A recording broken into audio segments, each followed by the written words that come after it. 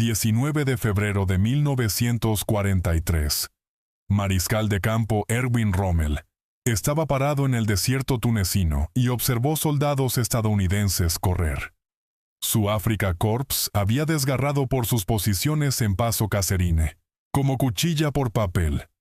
Tanques abandonados en la arena.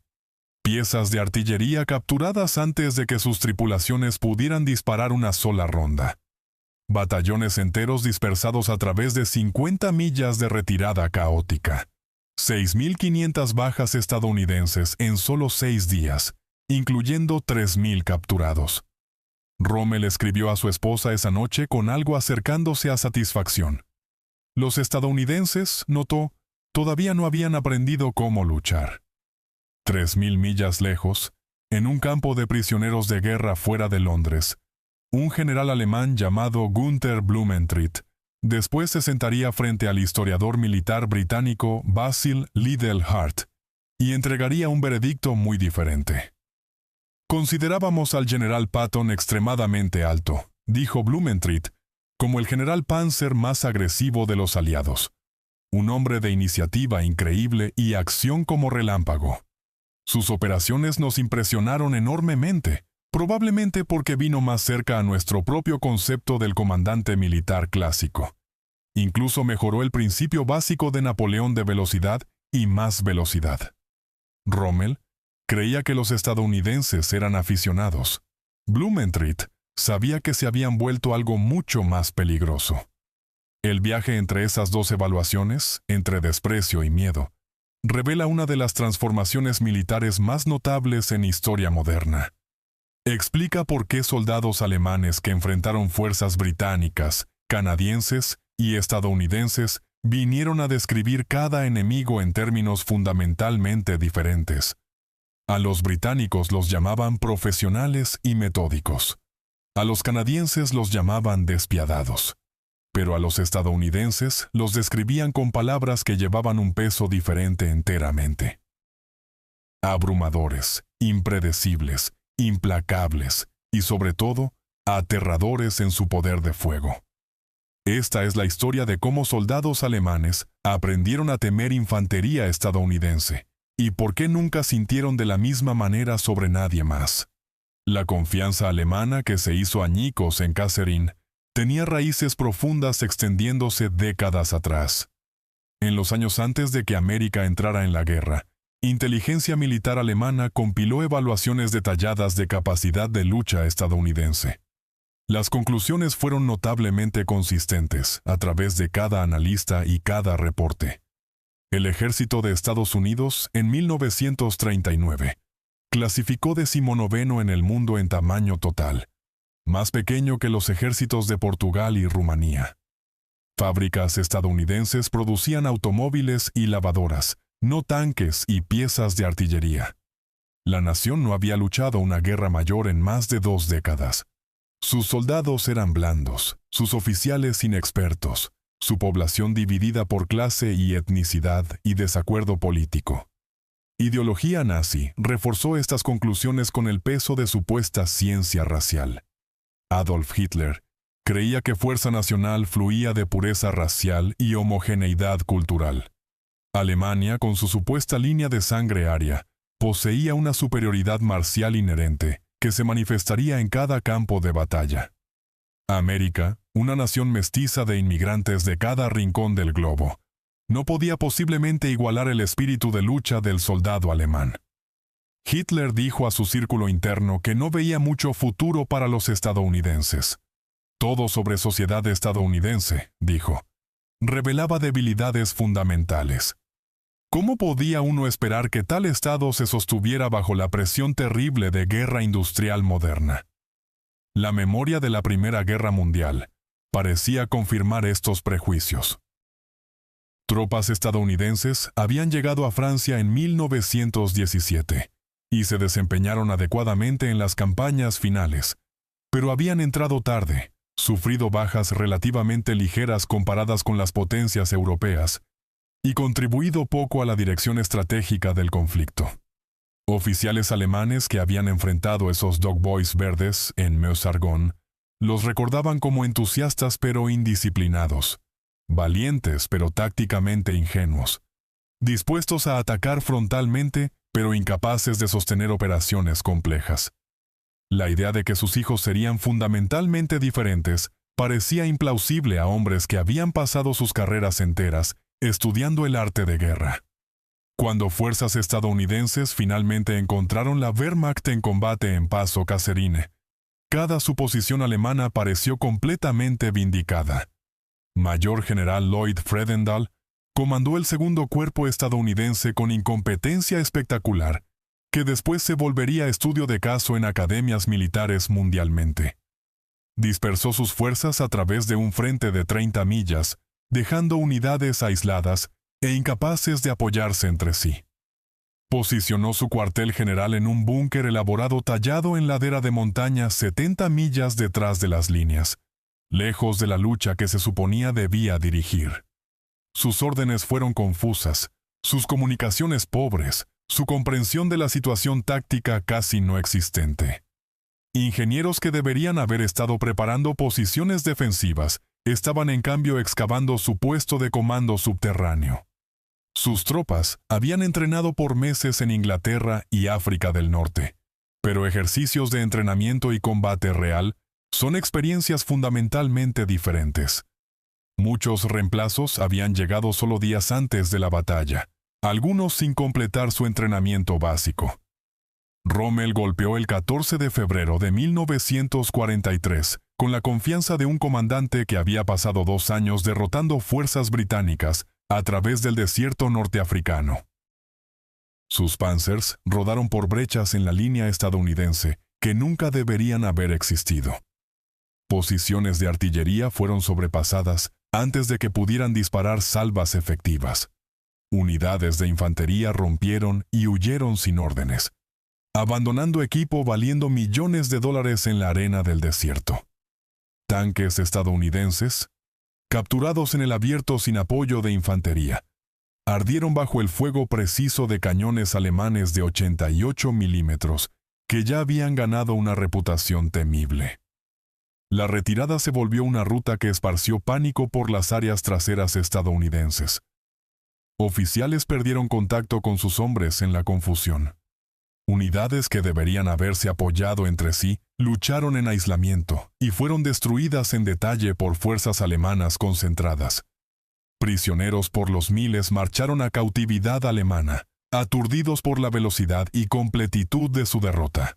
Omar Bradley, quien después comandaría la fuerza estadounidense más grande en historia durante la invasión de Francia, llamó a Kasserine probablemente el peor desempeño de tropas del ejército de Estados Unidos en toda su orgullosa historia. La evaluación fue dura pero no injusta.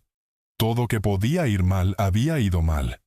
Liderazgo había fallado a cada nivel. Coordinación entre unidades había colapsado. La proficiencia táctica que viene solo de experiencia estaba completamente ausente. Comandantes alemanes sacaron las conclusiones obvias de esta catástrofe. Los estadounidenses carecían de la dureza y cohesión requeridas para combate sostenido contra soldados profesionales que habían estado luchando por años. Su abundancia material no podía compensar por su incompetencia táctica y liderazgo pobre. Su población diversa producía soldados sin la cohesión o espíritu de lucha que venía de identidad nacional compartida. Rommel escribió que los estadounidenses requerirían meses, quizás años, para desarrollarse en oponentes serios, dignos de respeto. Otros generales alemanes fueron menos generosos en sus evaluaciones privadas. Esperaban que encuentros futuros producirían resultados similares con facilidad similar. Pero Rommel era demasiado inteligente y demasiado experimentado. Comandante para dejar primeras impresiones endurecerse en suposiciones permanentes. Había cometido ese error antes en el desierto, subestimando a los británicos en las campañas tempranas antes de aprender a respetar su tenacidad y habilidad profesional. En los días siguiendo Kasserine, algo capturó su atención que no ajustaba a sus expectativas. Los estadounidenses no estaban comportándose de la manera que ejércitos derrotados usualmente se comportaban. No estaban desmoralizados y pasivos. No estaban esperando que alguien más resolviera sus problemas. Estaban reorganizándose con una velocidad que parecía casi antinatural, como si la derrota hubiera despertado algo en lugar de roto su espíritu. Dentro de semanas del desastre, todo cambió en formas que deberían haber alarmado oficiales de inteligencia alemanes. Dwight Eisenhower relevó a Fredendall y envió a George Patton a tomar comando del segundo cuerpo. Patton descendió sobre la formación desmoralizada como fuerza de naturaleza, un tornado de energía y furia y demanda absoluta por excelencia que transformó la atmósfera de la noche a la mañana. Demandó disciplina con una intensidad que bordeaba en manía. Soldados que habían encorvado por el desastre en Kasserine se encontraron parados en atención, puliendo bronce, usando sus cascos y corbatas en todo momento, y entrenando más duro de lo que habían entrenado en sus vidas. Patton personalmente multó oficiales que aparecían sin uniforme apropiado. Amenazó con corte marcial cualquiera que mostrara cobardía bajo fuego. Era profano, teatral y absolutamente sin compromiso en sus estándares. Condujo a sus hombres implacablemente porque entendía algo que Rommel solo estaba comenzando a sospechar. Los estadounidenses que rompieron en Kasserine todavía no eran soldados. Podían volverse soldados y se volverían soldados más rápido de lo que cualquiera en el alto mando alemán creía posible. La transformación se reveló con claridad chocante en el Gethard el 23 de marzo de 1943. Apenas 4 semanas después de que el debacle de Kasserine terminó, Patton posicionó sus fuerzas a través de los accesos al paso vital y preparó posiciones defensivas con cuidado, que había estado ausente en febrero. Esperó el inevitable contraataque alemán con confianza en lugar de ansiedad. Cuando 50 tanques de la 10ª División Panzer rodaron adelante esa mañana por la niebla matutina, sus tripulaciones esperaban dispersar a los estadounidenses tan fácilmente como habían en Kasserine. Avanzaron con la confianza casual de hombres que habían vencido a este enemigo antes y no veían razón para esperar resultados diferentes. Estaban catastróficamente equivocados. Minas estadounidenses deshabilitaron los Panzers líderes, bloqueando el acceso estrecho y canalizando los vehículos siguientes a zonas de muerte. Destructores de tanques abrieron fuego desde posiciones ocultas con precisión, que sorprendió a las tripulaciones alemanas. Infantería sostuvo su terreno con disciplina que había estado ausente 4 semanas antes, disparando con precisión y manteniendo cohesión de unidad bajo presión. Y entonces la artillería comenzó su trabajo terrible. Lo que los alemanes encontraron en el Gethard fue algo enteramente nuevo. Algo que definiría combate terrestre estadounidense por el resto de la guerra en formas que no podían entender todavía.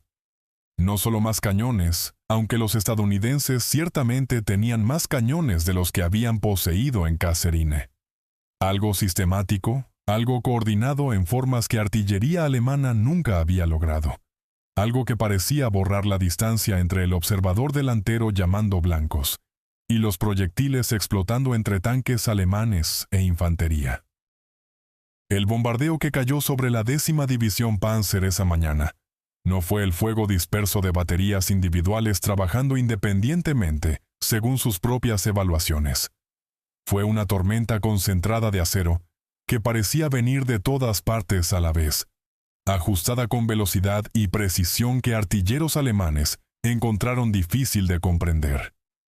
El ataque alemán se hizo añicos contra posiciones estadounidenses que sostuvieron firme por todo el día. 30 tanques fueron dejados ardiendo o deshabilitados en el acceso al paso. Sus tripulaciones muertas o capturadas. Infantería capturada en el abierto fue inmovilizada y masacrada por fuego de artillería masivo, que los siguió mientras intentaban retirarse. Prisioneros fueron tomados por los cientos, su confianza visiblemente rota por lo que habían experimentado. Cuando soldados alemanes capturados fueron interrogados después, algunos de ellos lloraron abiertamente.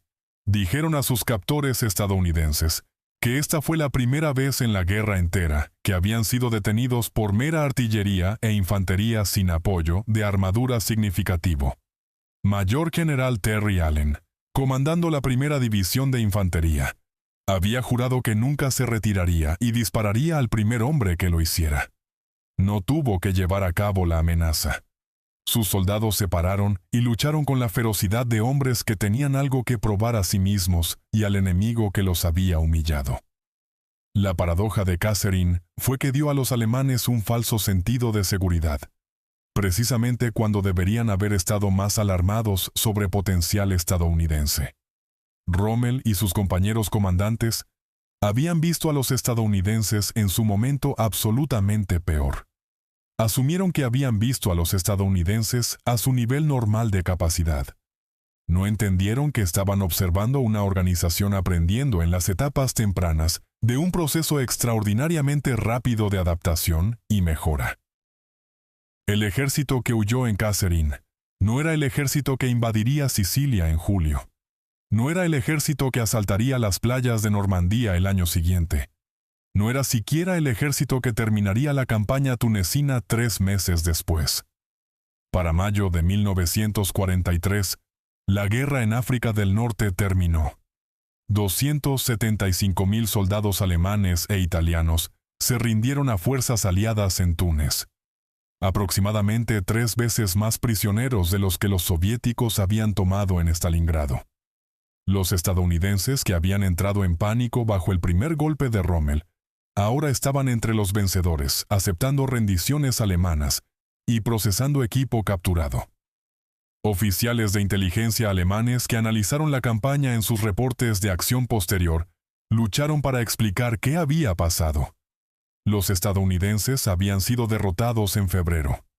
Para mayo, estaban conduciendo operaciones ofensivas con habilidad y agresión, que rivalizaba formaciones veteranas con años de experiencia de combate. La velocidad de la mejora desafió cada modelo que planificadores alemanes poseían para estimar capacidades enemigas. El propio Rommel entendió mejor que la mayoría lo que había presenciado en esos meses finales de la campaña africana. En un pasaje de sus papeles que sería publicado después de la guerra, escribió con franqueza inusual sobre sus antiguos oponentes en Túnez. Los estadounidenses tuvieron que pagar un precio rígido por su experiencia, pero trajo dividendos ricos. Incluso en ese momento, los generales estadounidenses se mostraron muy avanzados en el manejo táctico de sus fuerzas, aunque tuvimos que esperar hasta el ejército de Patton en Francia para ver los logros más asombrosos en guerra móvil. El hombre que había descartado soldados estadounidenses como aficionados sin esperanza en febrero, estaba prediciendo su maestría futura para primavera. Lo que Rommel estaba presenciando, aunque no podía articularlo completamente en términos doctrinales, fue el surgimiento de un sistema militar diferente a cualquier cosa que los alemanes habían enfrentado en sus campañas previas. El soldado estadounidense individual podría o no ser el igual de su contraparte alemana en entrenamiento, motivación o habilidad táctica cruda, pero habilidad individual era solo una variable en una ecuación compleja que determinaba resultados de campo de batalla. Los estadounidenses estaban construyendo algo que multiplicaba la efectividad de cada fusilero, cada tripulación de tanque, cada batería de artillería, mucho más allá de lo que sus capacidades individuales sugerirían. Estaban construyendo una máquina integrada para librar guerra industrial moderna. El corazón de esa máquina fue el sistema de artillería estadounidense, y soldados alemanes vendrían a temer artillería estadounidense, más que cualquier otra arma que enfrentaron en el frente occidental. Veteranos y oficiales alemanes que sobrevivieron la guerra consistentemente, identificaron artillería estadounidense como el arma que más temían. Más que tanques con su armadura gruesa y cañones poderosos, más que los cazabombarderos que gobernaban los cielos diurnos, más que cualquier otra cosa en el campo de batalla. La razón no fue simplemente volumen de fuego. Aunque cañones estadounidenses ciertamente disparaban más proyectiles más a menudo de lo que cañones alemanes podían igualar.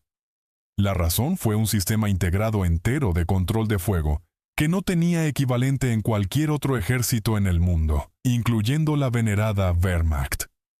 El centro de dirección de fuego estadounidense fue desarrollado en Fort Sill, Oklahoma, durante los años quietos entre las guerras cuando la mayoría de naciones estaban cortando sus presupuestos militares y pagando poca atención a innovación de artillería. A diferencia de sistemas británicos o alemanes, donde observadores delanteros controlaban sus propias baterías por enlaces de comunicación directa y cada batería operaba algo independientemente, el sistema estadounidense centralizó control de fuego al nivel de batallón en formas que multiplicaron efectividad. Cualquier observador en cualquier lugar en el campo de batalla podía llamar por fuego de cualquier batería en rango, sin necesitar una relación previa. Peticiones de fuego podían ser pasadas hacia arriba de batallón a división a nivel de cuerpo con velocidad notable, concentrando los cañones de un ejército entero en un solo blanco crítico, si la situación demandaba tal concentración. Las matemáticas de control de fuego fueron simplificadas por ayudas mecánicas y procedimientos estandarizados que redujeron el tiempo de petición a proyectiles en blanco a aproximadamente 3 minutos. Sistemas alemanes requerían 10 a 12 minutos para lograr el mismo resultado, y a menudo no podían manejar fuegos de múltiples unidades con la misma eficiencia.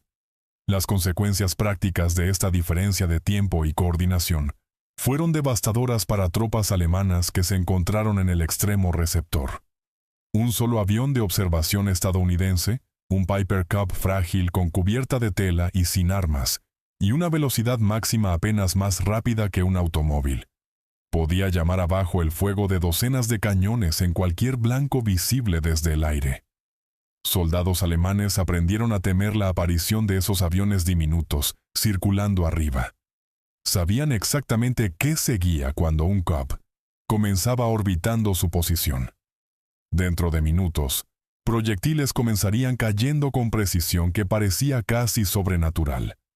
El observador ajustaría fuego metódicamente, caminando el bombardeo a través de posiciones alemanas hasta que nada quedaba excepto cráteres y cadáveres y equipo destrozado. Los estadounidenses perfeccionaron una técnica llamada tiempo en blanco, que multiplicó el terror de su artillería más allá de cualquier cosa que los alemanes habían experimentado en cualquier campaña previa.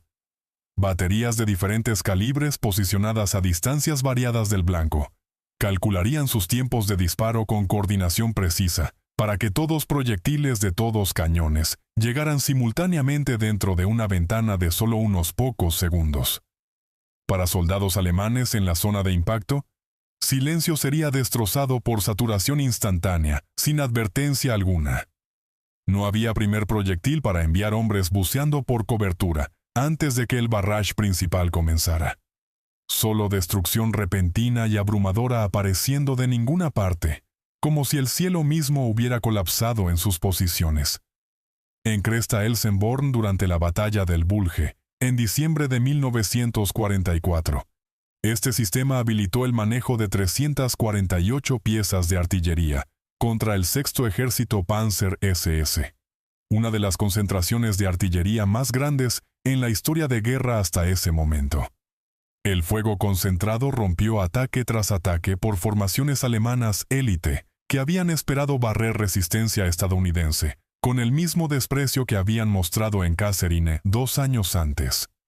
La 12ª División Panzer SS, la juventud Hitler compuesta de soldados jóvenes fanáticos que habían sido adoctrinados desde niñez, fue diezmada intentando avanzar por esa tormenta de artillería. Sus tanques ardieron donde se detuvieron bajo el reino de proyectiles. Su infantería murió en ventanas cortada por metralla y explosión. Su ofensiva destinada a alcanzar Amberes y dividir los ejércitos aliados en dos, colapsó dentro de vista de sus objetivos de primer día.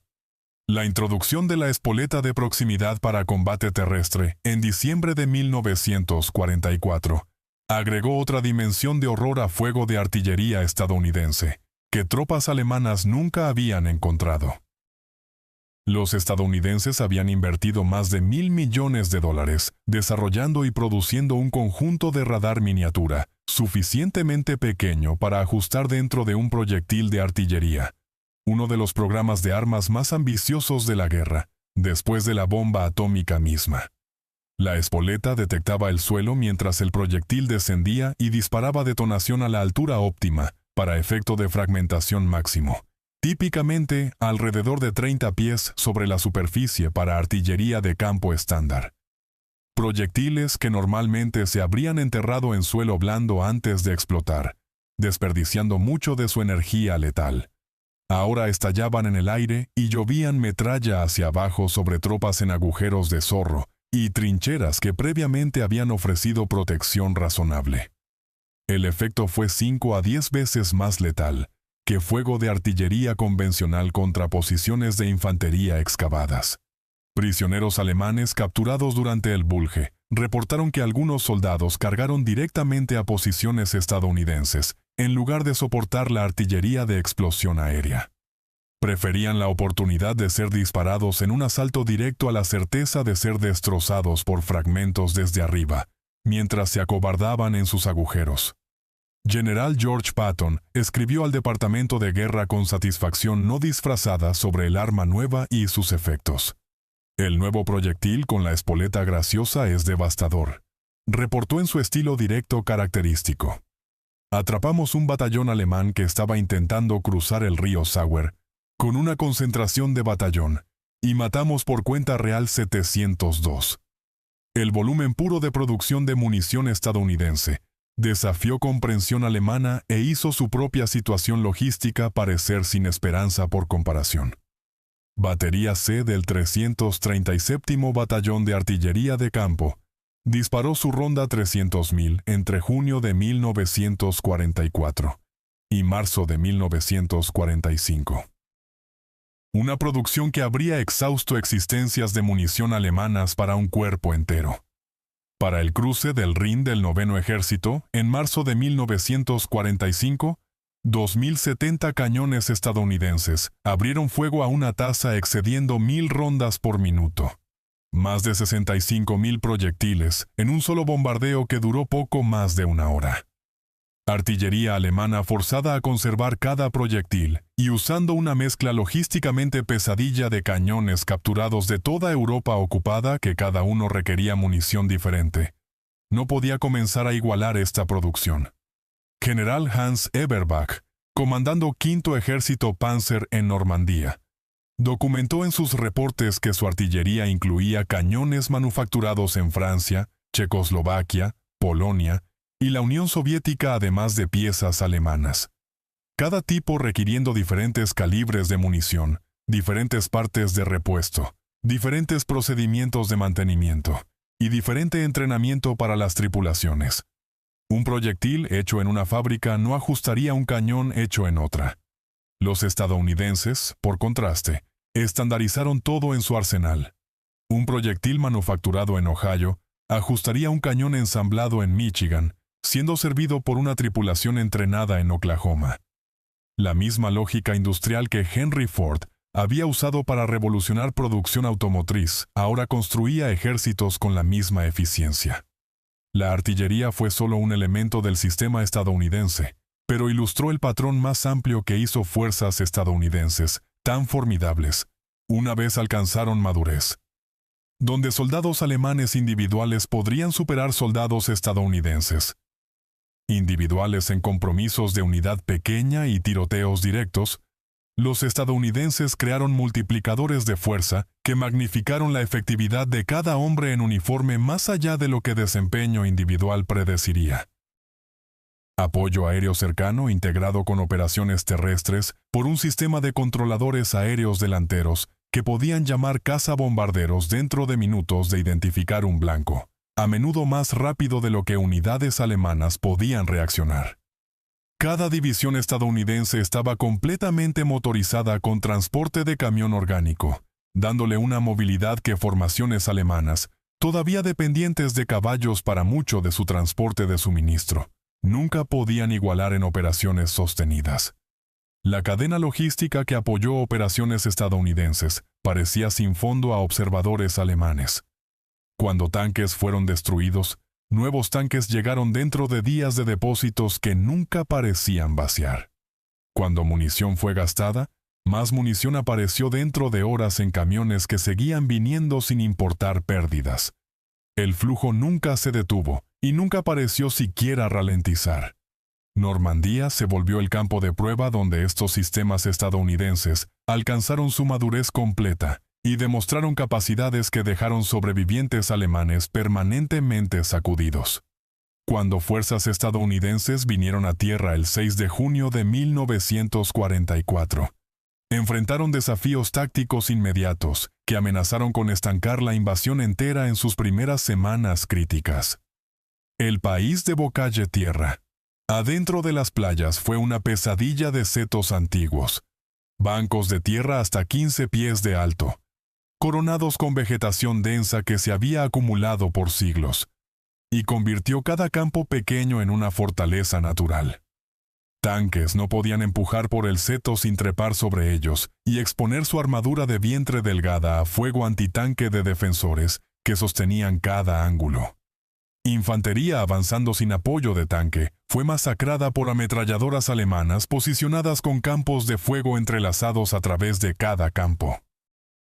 La ofensiva se molió a alto en un estancamiento sangriento que costó miles de vidas estadounidenses por ganancias medidas en yardas en lugar de millas.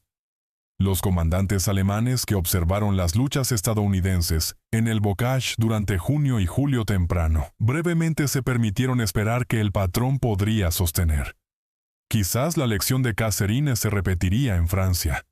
Quizás los estadounidenses probarían incapaces de resolver un problema táctico que requería improvisación y adaptación en lugar de simple superioridad material y poder de fuego. Mariscal de campo Gerd von Rundstedt, comandando todas fuerzas alemanas en el oeste desde su cuartel general en Francia, desarrolló una estrategia basada en esta suposición. Tamizaría el sector británico alrededor de Caen, donde ataques de pieza establecida metódicos de Montgomery podían ser predichos días por anticipado y preparados en consecuencia, mientras concentraba sus reservas móviles contra los estadounidenses, donde el terreno tan fuertemente favorecía la defensa alemana.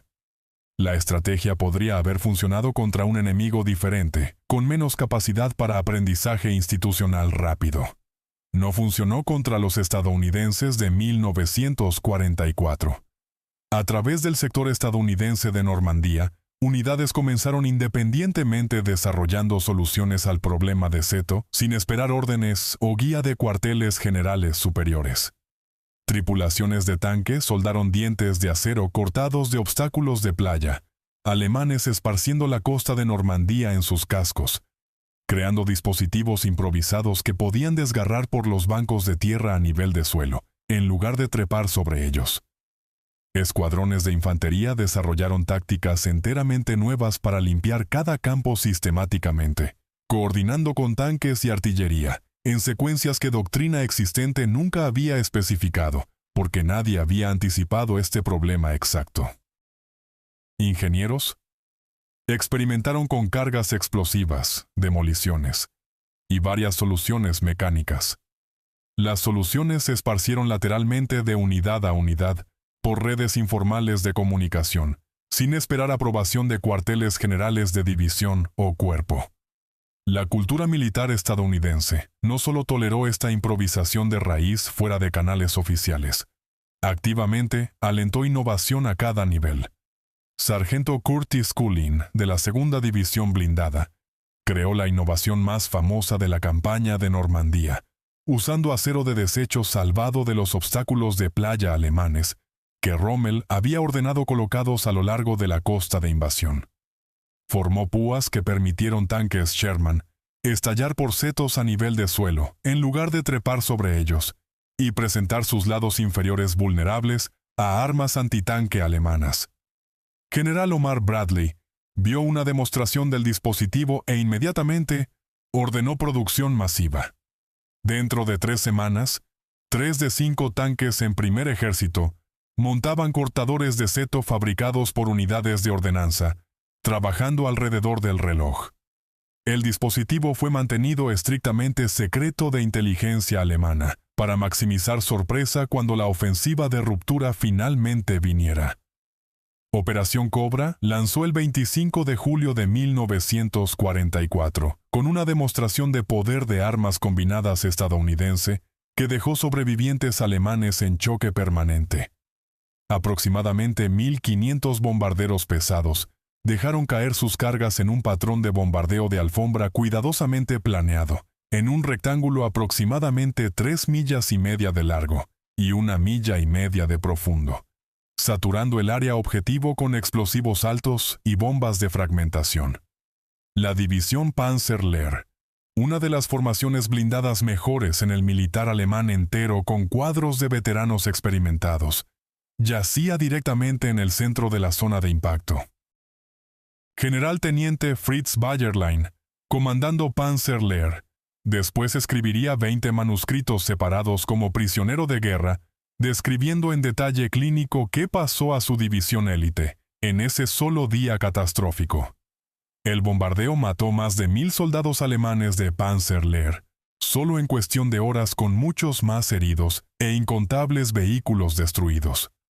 Cuando los sobrevivientes aturdidos emergieron de sus posiciones destrozadas para enfrentar el asalto terrestre estadounidense, encontraron que ya no comandaban una fuerza de lucha efectiva capaz de resistencia coordinada.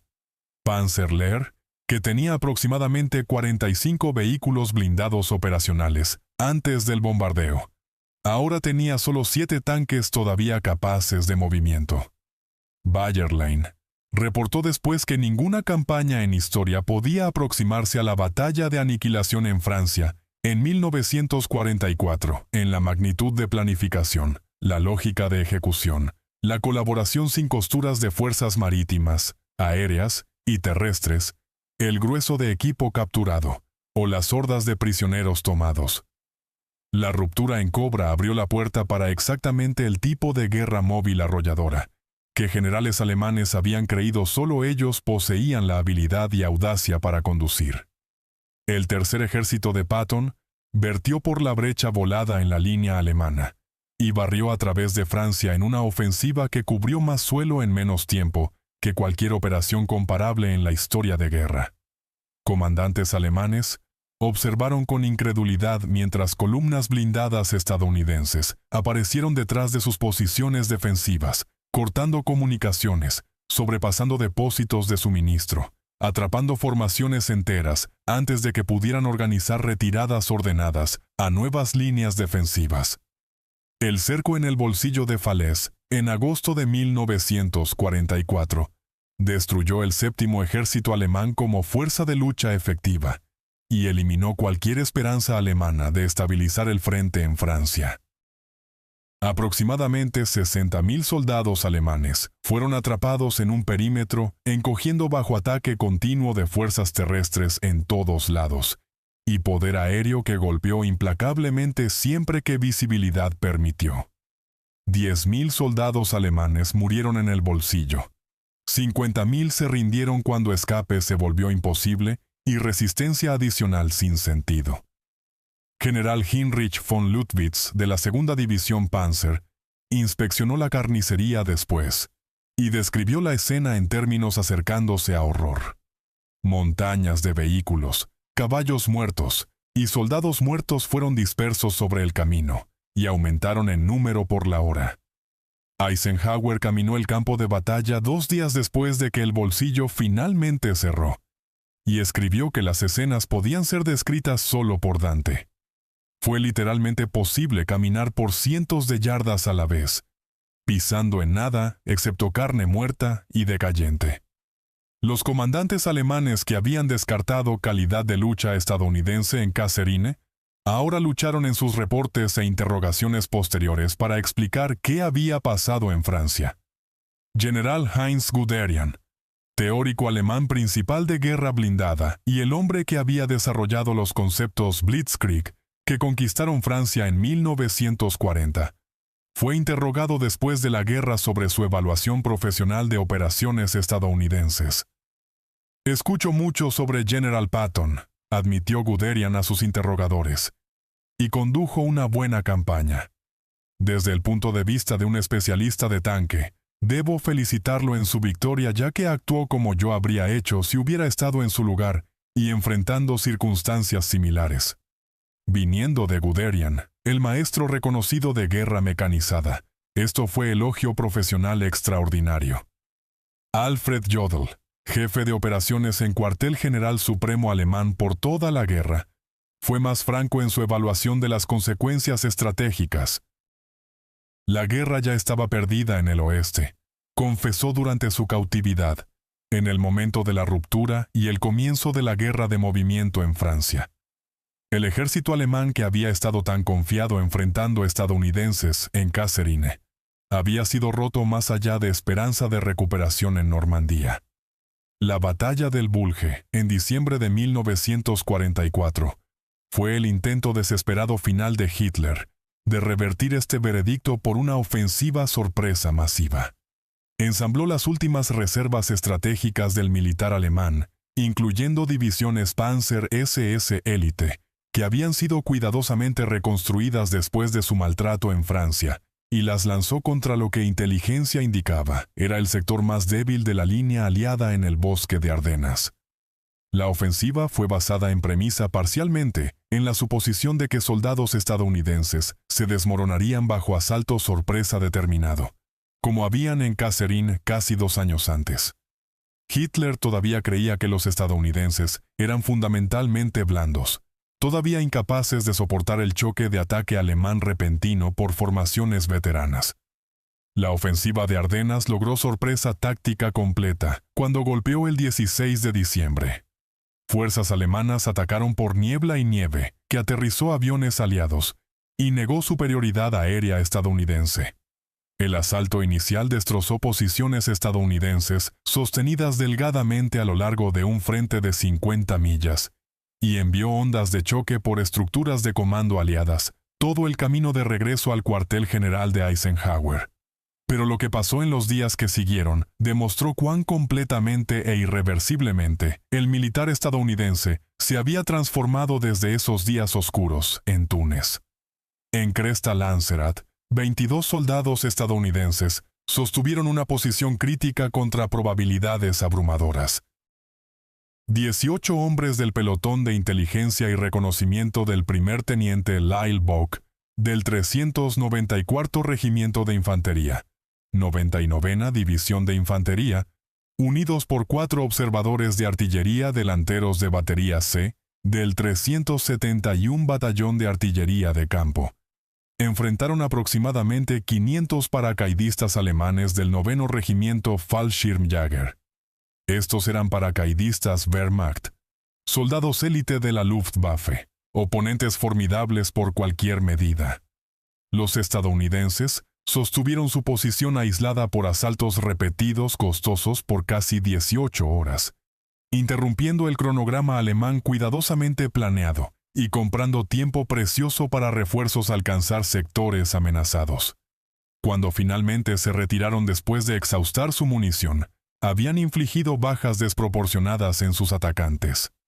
Décadas después, el pelotón recibiría reconocimiento oficial como la unidad estadounidense más decorada de su tamaño, para un compromiso único en la guerra entera, con miembros recibiendo la Cruz de Servicio Distinguido, Estrella de Plata y Estrella de Bronce por sus acciones ese día. Teniente Coronel SS Joachim Peiper comandó el grupo de batalla punta de lanza de aproximadamente 4.800 hombres que se suponía debía alcanzar los puentes del río Mosa el primer día de la ofensiva. En cambio, su avance tomó 36 horas frustrantes, solo para alcanzar el pequeño pueblo de Stavelot, la misma distancia que fuerzas blindadas alemanas habían cubierto en 9 horas durante la campaña victoriosa de 1940 por estos mismos bosques de Ardenas. Ingenieros estadounidenses sistemáticamente demolieron cada puente en su camino. A pesar del caos de retirada, soldados estadounidenses vaciaron depósitos de combustible y los prendieron fuego en lugar de dejar gasolina preciosa caer en manos alemanas. Cada demora costó a Peiper tiempo irreemplazable y combustible que no podía permitirse. En Cresta Elsenborn, las divisiones de infantería segunda y 99ª establecieron posiciones y completamente bloquearon el sexto ejército Panzer S entero, el esfuerzo principal de la ofensiva alemana, conteniendo algunas de las formaciones restantes mejores en la Wehrmacht. La primera división de infantería sostuvo el flanco sur crítico en Butgenbach, mientras la 9ª División de Infantería ancló el sector norte cerca de Monschau. Juntas, estas 4 divisiones crearon una línea defensiva que los alemanes no podían romper. Equipos de bazooka de infantería acecharon y destruyeron vehículos blindados alemanes a cuartos cercanos en los bosques. Artillería estadounidense manejó su fuego con efecto devastador. La 12ª División Panzer SS, que había esperado confiadamente liderar la ruptura en Amberes y Victoria, fue tan malamente maltratada en sus ataques repetidos que nunca recuperó efectividad de combate como formación. En Bastogne, la 101ª División Aerotransportada fue rodeada por fuerzas alemanas abrumadoras que demandaron su rendición para evitar derramamiento de sangre innecesario. La defensa incluyó no solo los paracaidistas, sino también Comando de Combate B de la 10ª División Blindada, el 705 Batallón Destructor de Tanques, y remanentes de otras unidades destrozadas que habían retrocedido al perímetro. Brigadier General Anthony McAuliffe, temporalmente comandando la división, consideró el ultimátum alemán brevemente y respondió con una sola palabra que se volvería legendaria en historia militar estadounidense: nueces. Sus defensores sostuvieron su perímetro encogiendo por días de lucha amarga en condiciones congelantes, hasta que el Tercer Ejército de Patton ejecutó una de las hazañas logísticas y tácticas más grandes de la guerra entera, pivotando un ejército entero de más de 100.000 hombres 90 grados al norte y avanzando más de 100 millas por condiciones de invierno para aliviar el sitio el 26 de diciembre. Winston Churchill dirigió la Cámara de Comunes en enero de 1945 y habló de la batalla con generosidad inusual hacia el aliado estadounidense. Cuidado debe ser tomado en contar nuestro cuento orgulloso para no reclamar para el ejército británico una parte indebida de lo que es indudablemente la mayor batalla estadounidense de la guerra, declaró Churchill, y será, creo, considerada como una victoria estadounidense siempre famosa. La batalla del Bulge consumió las últimas reservas estratégicas de Alemania de hombres y equipo, y probó más allá de cualquier duda restante que fuerzas estadounidenses se habían madurado en una de las organizaciones de lucha más formidables en la Tierra. El contraste con evaluaciones alemanas de fuerzas británicas ilumina lo que hizo a los estadounidenses distintamente temidos en lugar de meramente respetados. Oficiales alemanes consistentemente describieron a los británicos con respeto profesional, pero sin el mismo borde de ansiedad que coloreó sus discusiones de capacidades estadounidenses. Los británicos eran soldados profesionales que conocían su oficio. Los británicos eran competentes en su planificación y ejecución. Los británicos eran metódicos en su enfoque a operaciones. Y los británicos eran sobre todo predecibles en formas que hacían planificación defensiva alemana directa. Operaciones de Montgomery en Normandía, y después siguieron patrones reconocibles que inteligencia alemana podía anticipar y preparar contramedidas contra.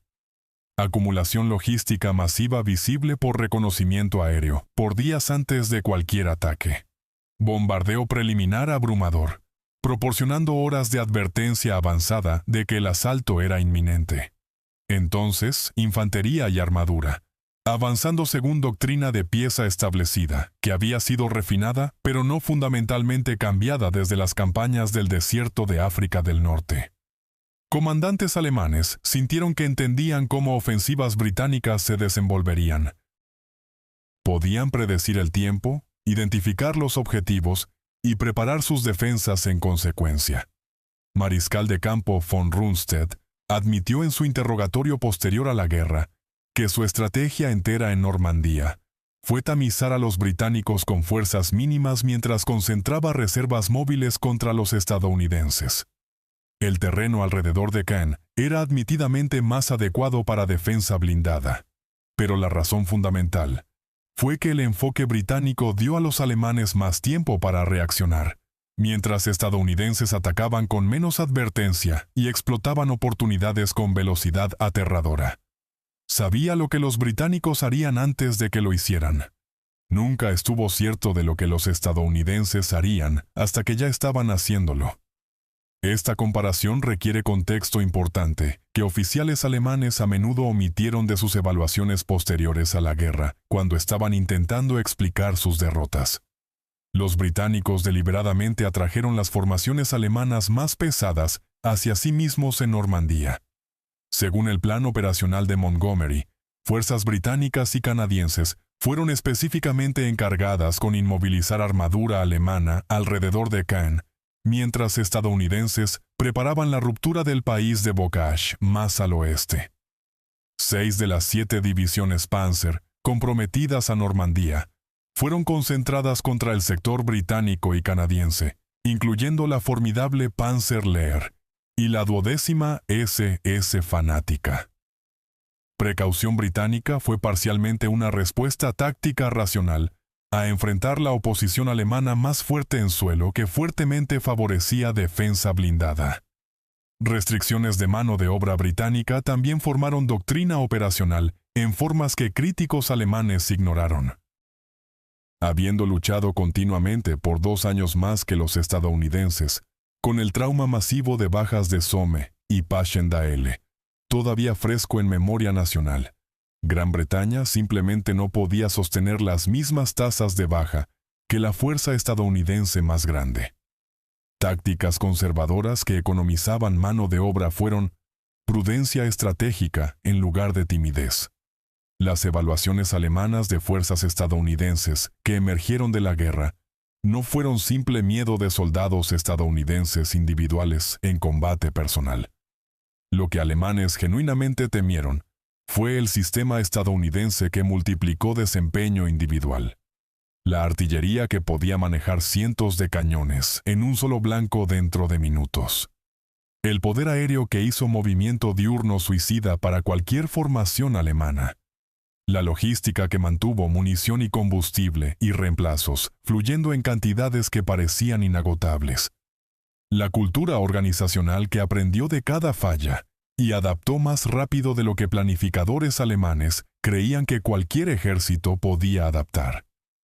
Para la primavera de 1945, las consecuencias de estas diferencias sistémicas fueron visibles a través del paisaje destrozado de Alemania misma. Fuerzas estadounidenses habían cruzado el Rin en fuerza en múltiples puntos. Ciudades alemanas ardían bajo bombardeo continuo que ya no enfrentaba oposición efectiva. Las fábricas que habían producido las armas de la Wehrmacht yacían en ruinas que tomarían años reconstruir. Las reservas estratégicas de hombres y equipo fueron completamente exhaustas. El suministro de combustible que cualquier ejército moderno requería estaba agotado más allá de recuperación. Soldados alemanes lucharon con coraje terco característico, pero lucharon sin esperanza o cualquier perspectiva realista de revertir su derrota. Los hombres que habían luchado desde Kasserine al Rin fueron a casa a vidas ordinarias cuando la guerra finalmente terminó.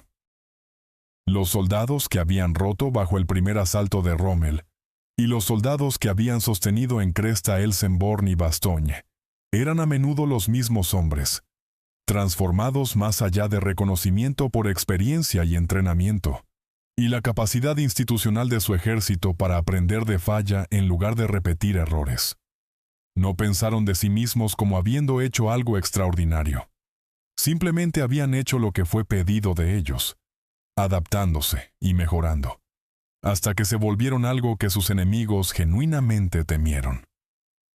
Comandantes alemanes que sobrevivieron la guerra y escribieron sus memorias, lucharon para explicar cómo la transformación había pasado tan rápidamente.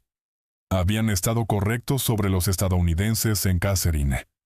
Los soldados que enfrentaron en febrero de 1943 realmente eran inexpertos y pobremente liderados, e incapaces de pararse contra formaciones alemanas veteranas. Pero habían estado catastróficamente equivocados sobre lo que esos mismos soldados podían volverse en cuestión de meses en lugar de años. Habían medido potencial estadounidense por desempeño estadounidense en las etapas tempranas de la guerra, y concluido que mejora sustancial requeriría tiempo extendido que no tendrían. La mejora vino más rápido de lo que cualquier modelo alemán predijo. Las fábricas que construyeron las armas han sido en su mayoría cerradas o convertidas a propósitos pacíficos. Los soldados que llevaron esas armas a batalla han pasado en gran parte a historia, mientras la generación que luchó la guerra crece más pequeña cada año. El conflicto que libraron terminó hace 8 décadas, pero la evidencia de lo que pasó permanece preservada en archivos y memorias y transcripciones de interrogación para cualquiera dispuesto a examinarla cuidadosamente. Los oficiales alemanes que enfrentaron fuerzas estadounidenses dejaron evaluaciones detalladas atrás, porque sus captores les pidieron explicar lo que habían experimentado y por qué habían perdido.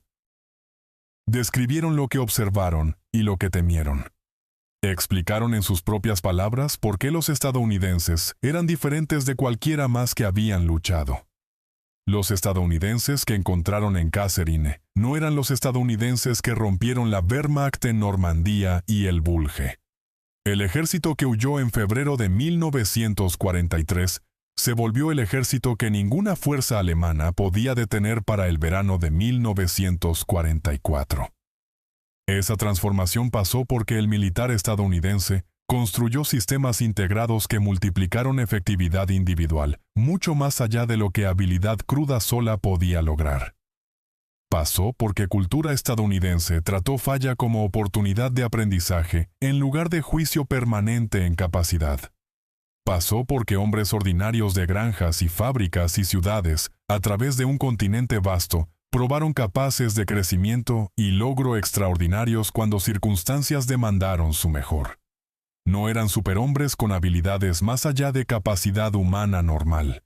Eran simplemente personas que se levantaron para encontrar un desafío extraordinario cuando su momento de prueba llegó.